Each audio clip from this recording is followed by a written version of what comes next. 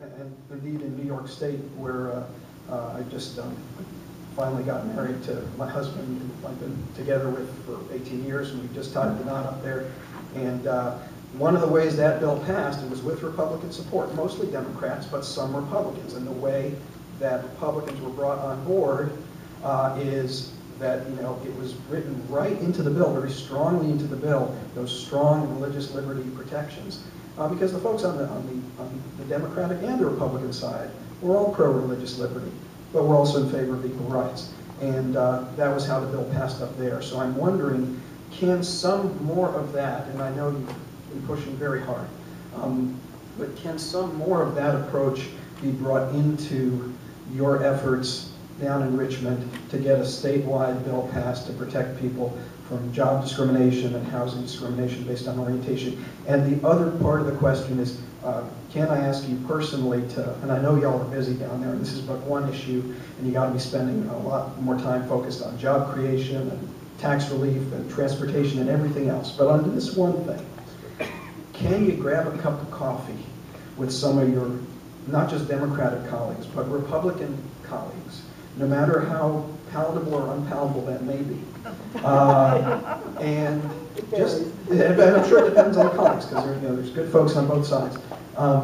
and see if there's some way of breaking through that needlessly false partisan divide on this, because among everyday folks, this is not a partisan issue, but somehow when people get into elected office, it gets broken down into D's and R's. But this could be something where people have genuinely sincere concerns on the other side, and they think that their religious liberty would somehow be diminished if they threaten this, if they pass this bill. And I think it could take a really good, long, tasty cup of coffee and a long conversation with some folks on the other side. So can you do that? Thank you for that thoughtful testimony. As you point out, the religious liberty has been one of the hang-ups in terms of moving the bill forward. We're looking at language to do what some other states have been able to do in that regard. So I think you'll see that actually under consideration this time. But I also want to tell you, ladies and gentlemen in the audience, that the governor of the state of Washington has most recently switched her position on same-sex marriage. And there's a little YouTube clip that, if at all possible, if you can watch it, I would advise you to watch it.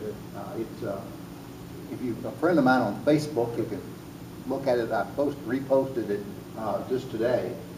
It's an excellent statement in terms of her transition in her thinking from a religious background to now what the state's position ought to be on issues like discrimination based on sexual orientation, and particularly same-sex marriage.